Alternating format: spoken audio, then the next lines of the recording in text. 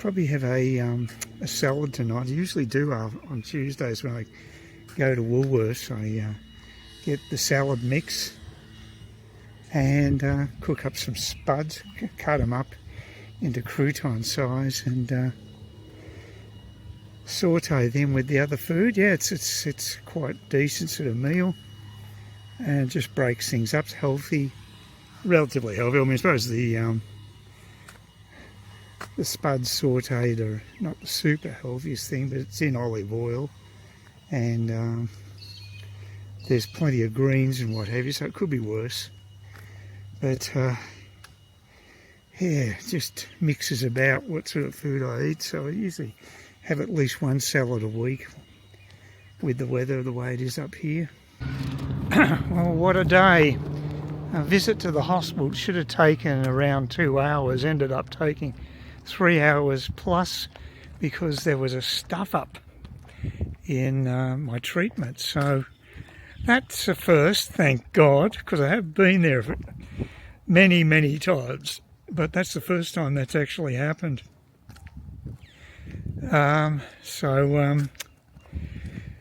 Hopefully not to be repeated. But so I've got getting back at a rather late time. Luckily, I did a really rapid shop, and I just got the 111 bus after I got dropped off by the 110 bus at Smithfield.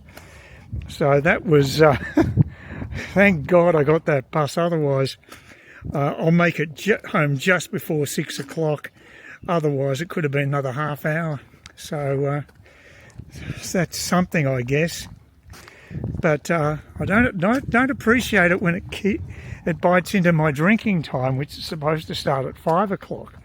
And that's something that does bug me.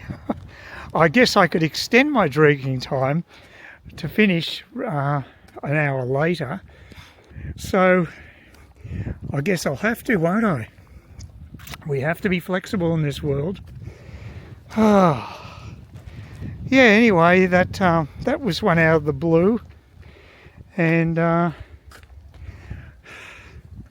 you know, I suppose at least it gets me out of my comfort zone. You've got to be philosophical about these things. There's a lot worse hassles than this. It's just a minor irritation. At least the bus wasn't full. It was actually quite empty, so that was a good thing. Oh well, I'm off to Trinity Beach Sports Club. Another pizza. I was about to get to hoe into lunch. It's just before 12 o'clock that Sid rang me. I knew he was having hassles getting his car serviced in Smithfield, so I thought he might just pull the plug on today. But he's keen to go to the sports club, in spite of the fact he'll need to walk there. He has got an electric bike and a manual bike, but he decided not to use either.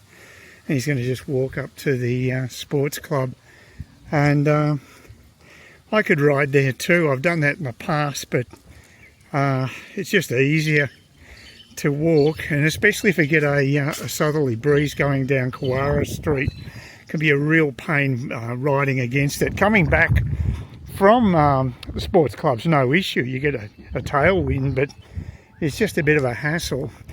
And I don't use the e-bike because it's just too unwielding for a trip like that. I just, you know, you worry about getting nicked as well. I probably should bite the bullet and just sell it off and try to find get a lighter model e-bike. I've got nothing against e-bikes.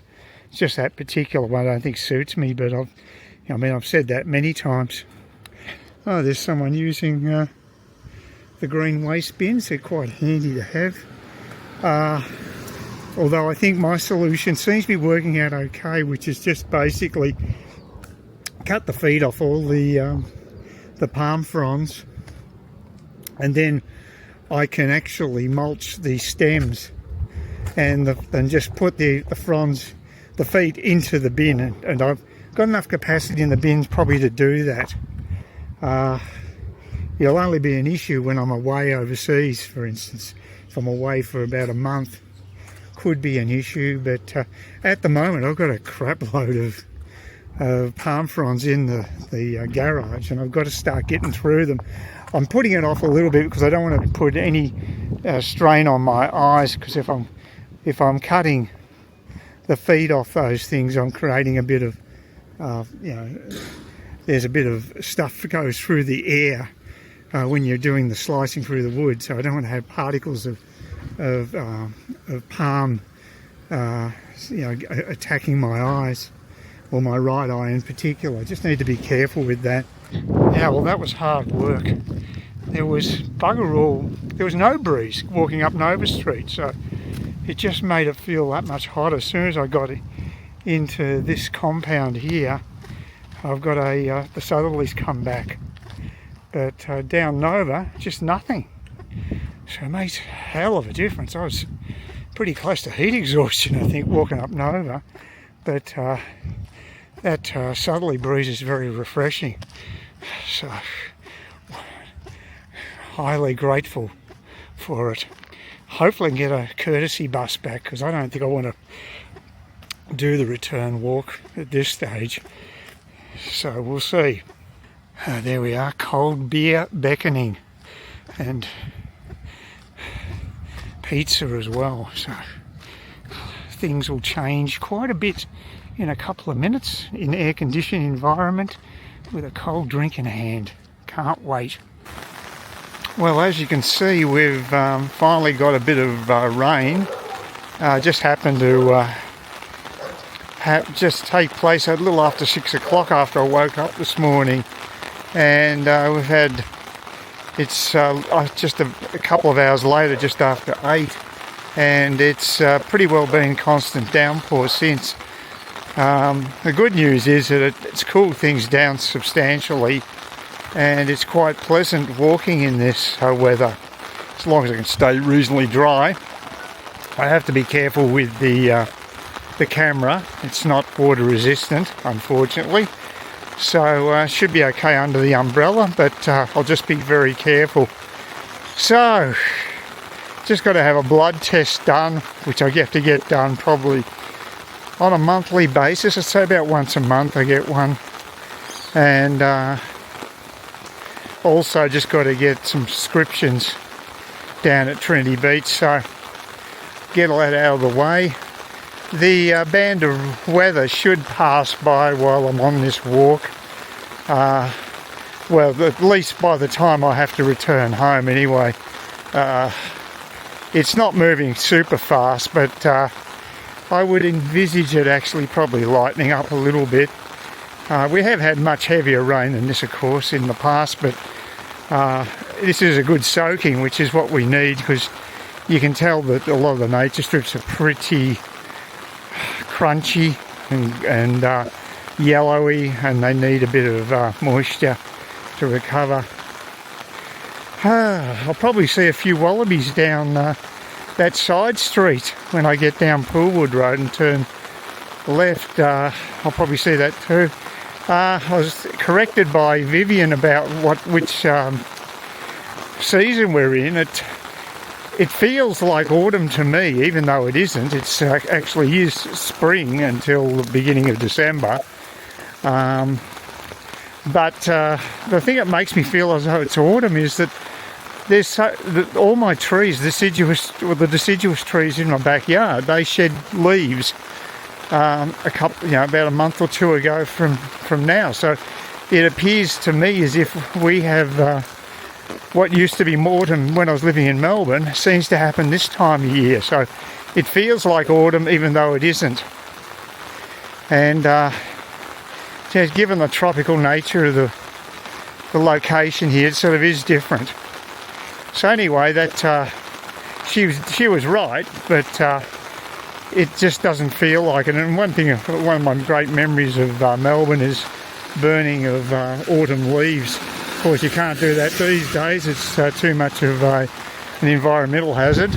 But it did have a nice smell, even though it also probably wasn't very good for the lungs.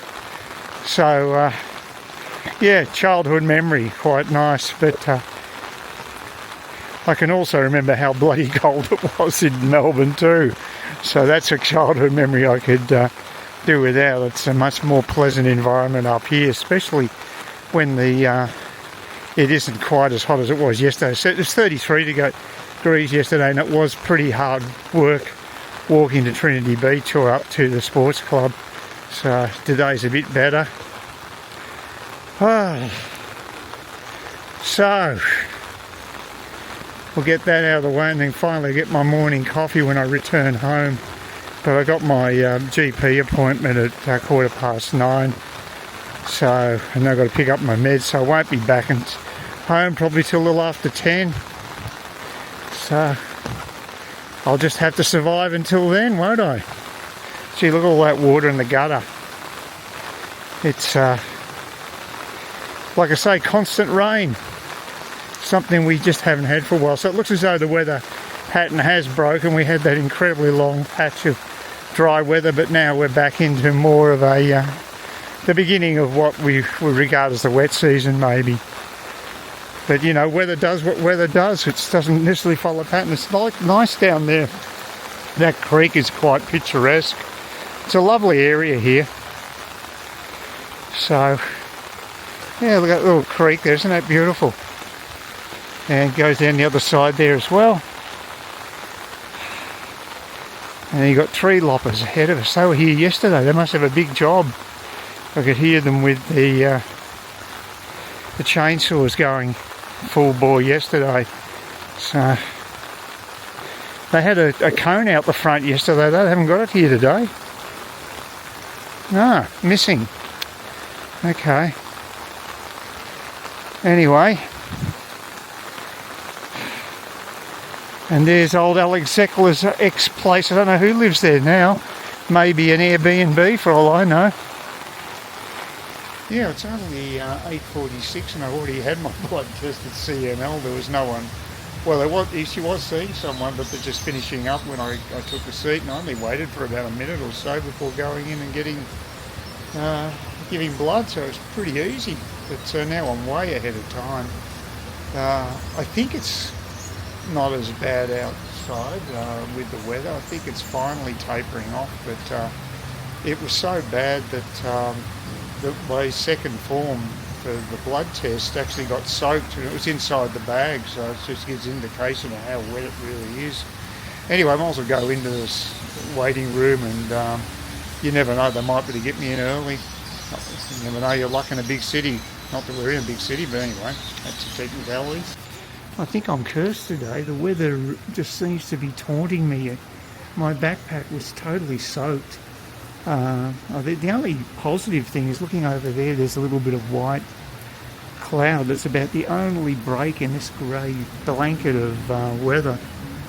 But as soon as I'm about to head back, I can hear the intensity of the rain increasing again. So it's out to get me. I copped a bad lot when I came across, and it looks as though it might have abated when I was inside them at the pathology and the GPs. It was quite a event, but now it seems to be picking up again. Oh, I don't know. I need one of those big Bunnings umbrellas. I think they're probably better for tropical conditions, because when it comes down here, it comes down pretty hard. All right, we'll give it a go anyway. Fingers crossed. Well, it's Tuesday, back in the old routine, down to Cairns Hospital. A little earlier today, half hour earlier than last week. Got to be there by 1 o'clock. It won't be an issue. I can hear the bus going now. There it is, just passed by then. So that's always good to see. And I've got my flight arranged for Brisbane. Just got that done today, which is good to get that out of the way as well. And also booked a couple of flights for my Vietnam trip next year. So I've got the return flight from Saigon, and also the connecting flight from Sydney back to Cairns. And this time I'm going to go with Jetstar, and main reason is I'm a bit worried that if there's a delay with the flight getting in, if I go with the one airline, at least I've got some sort of moral high ground to say, well, look, if your flight delayed me to the extent that I couldn't get the connecting flight, which is also through your airline, then I want you to do something about it, because it's no one else's fault apart from yours. So, but if you go with two different airlines, you don't have that option, and you might just miss out on your connecting flight altogether. So I sort of see it's insurance in a way, but bloody hell, it's getting stalked by it's the bloody garbos. They're coming down the main street right now. It's wondering who the hell's stalking me. I'll get over here on the footpath. So I've heard it from 3 different streets. My own street, the one down the backyard, and now the main strip. So it takes them a while to get down there, but it's the first I've copped them when trying to get the bus though. Oh, jeez. Not great timing.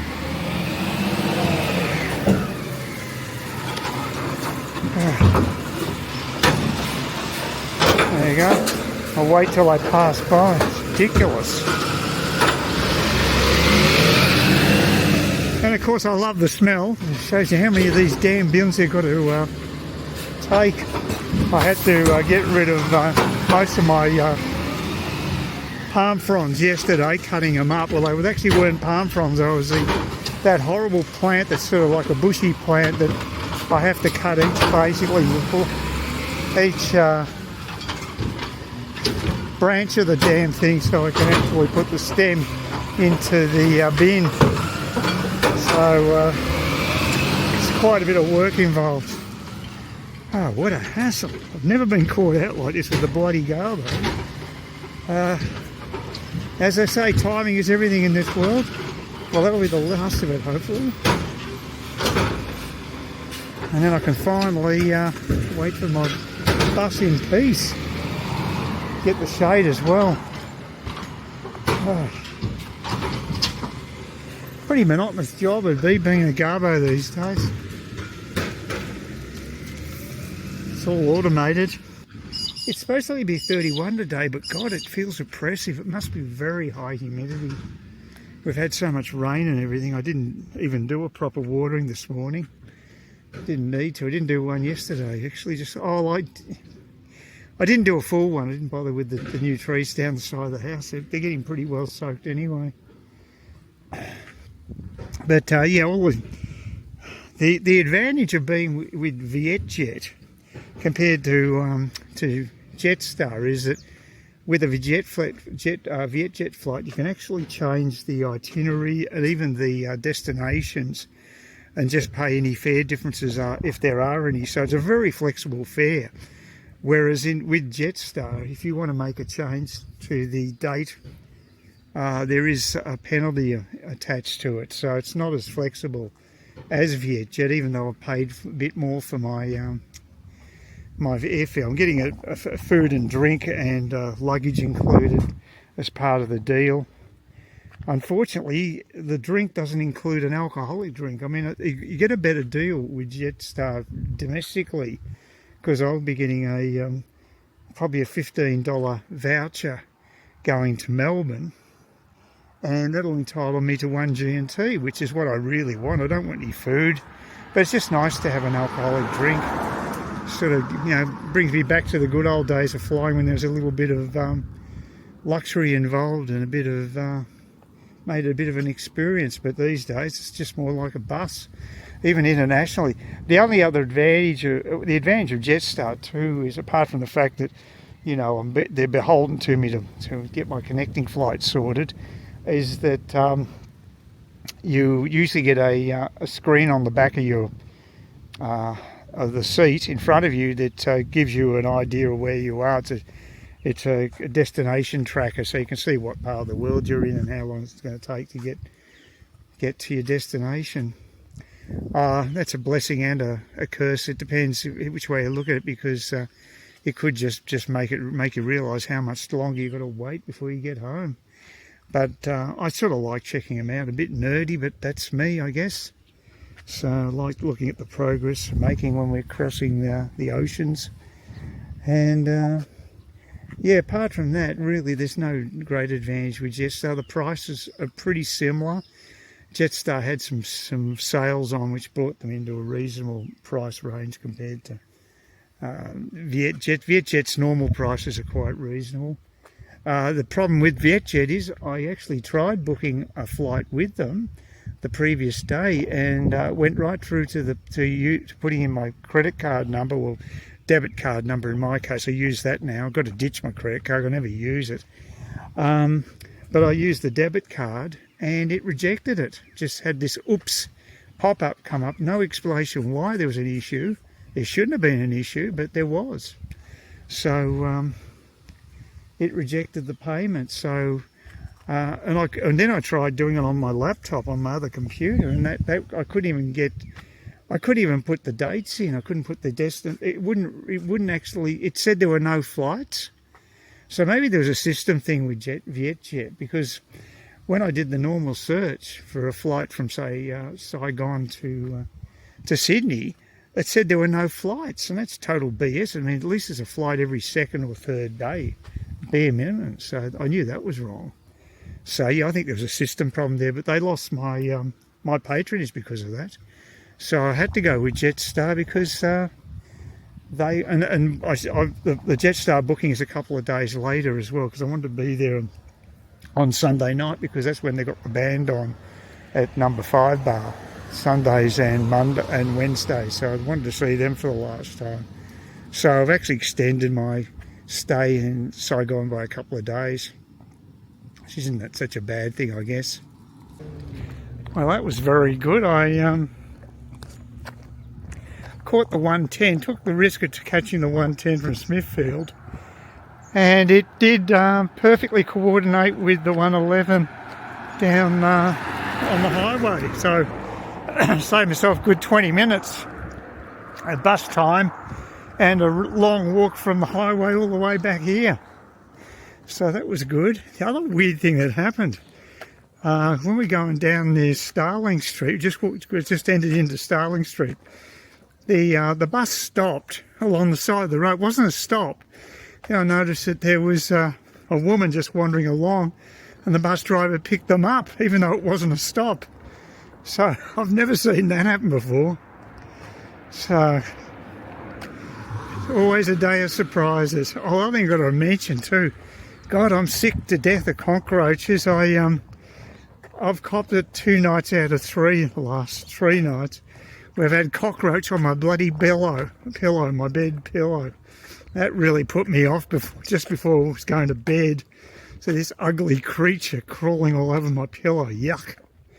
So I think I'm pretty unlucky. I mean, I've been in that house for over 3 years now, and that's never happened before. I have had cockroaches in the bedroom, but I'm maybe going to have to fumigate the bloody thing, because so I especially don't want them there. I just killed another one about an hour earlier down the corridor. So the wet weather, I suppose, has helped them breed. So that's definitely a negative with the rain that we've had. Well, it's just before 4 o'clock. I'm waiting for my Uber ride to the airport. It's quite wet out, as you can see if I just change perspective here on the picture. Here you go.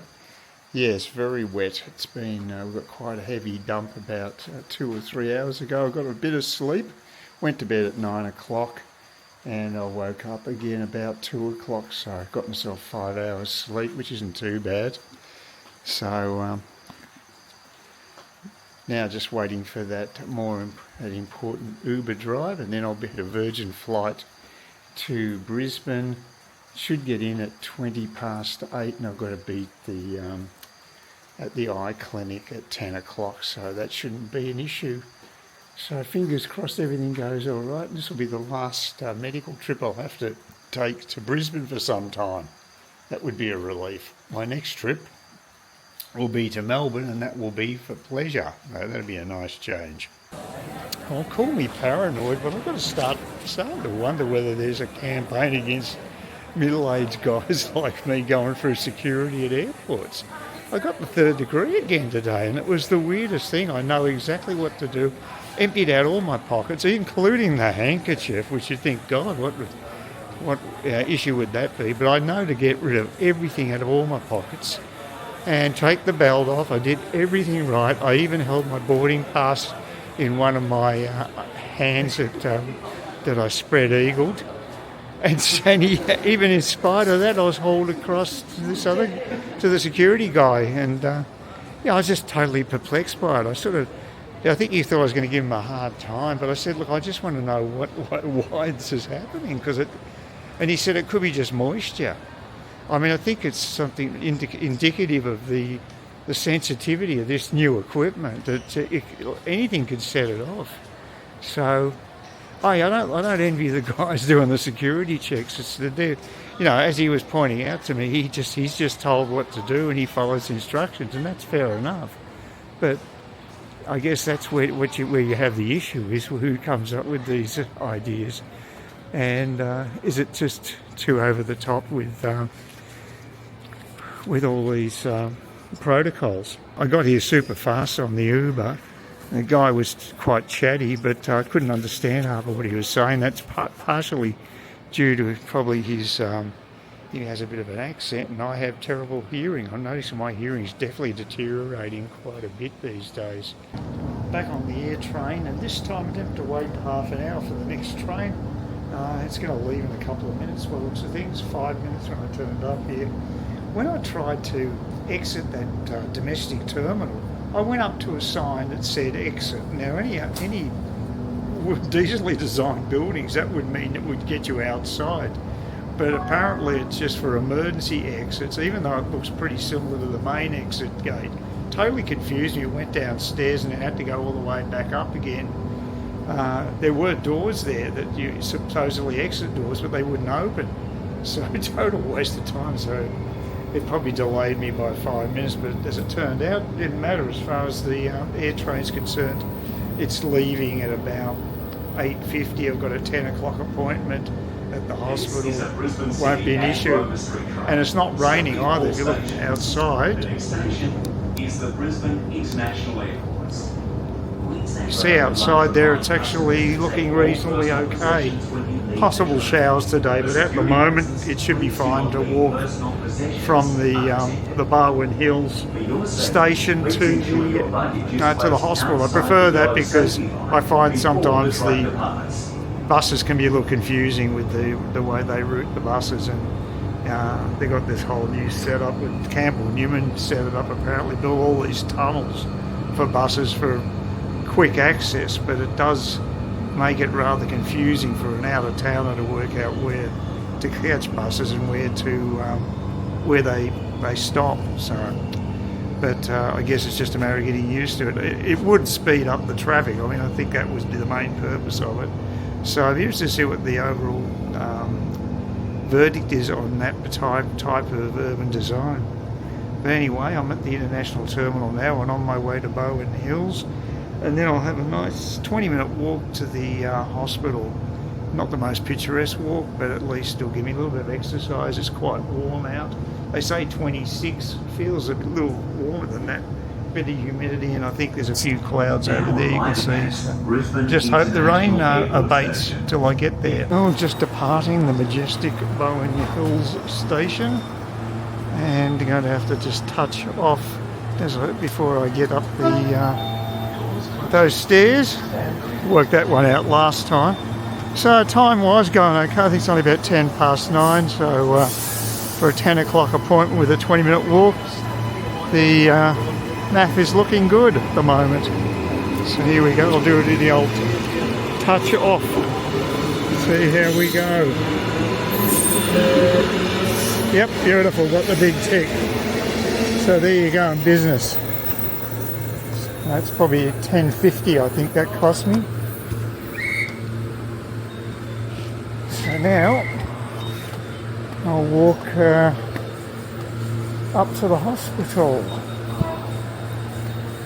Well, the first time I was here, it was pissing down rain. It was as bad as the rain was overnight in Cairns. But today, just overcast, and there's even a bit of blue sky over there. So it's pretty busy here at the moment. Oh well, that went much better than I hoped. I've got a stack of time. It's 11 o'clock, and I'm pretty well finished when it comes to all the medical stuff. And the follow-up from this particular visit, it can be done in about 6 weeks in Cairns itself. So I don't have to come down here again, thank God.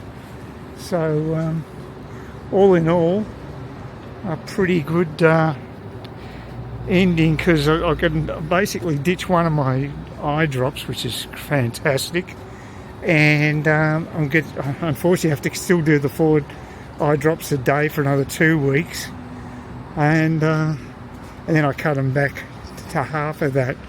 It's quite bright out. I've got my eyes are being dilated, so I've got to be very careful walking around here.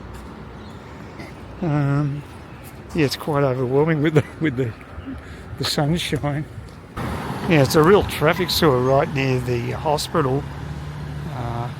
Hopefully the pedestrian lights are going, because my eyes are dilated, it's very hard to see, and I can just got to be really careful. But hopefully these pedestrian lights will kick in. Not going to take any stupid chances, that's for sure. So here we go. No, okay. Just take it easy. Oh, a man's got to know his limitations, and right now my visual limitations are profound. So they say don't drive with the dilated eyes. I can see why, because it's pretty damn bad for me, I'll tell you. That's okay. Alrighty. Oh. Yeah, just got to be a bit careful. I shouldn't have probably done that. I should have waited for the lights. But it doesn't matter. I survived. Now I'm on my way to Aldi.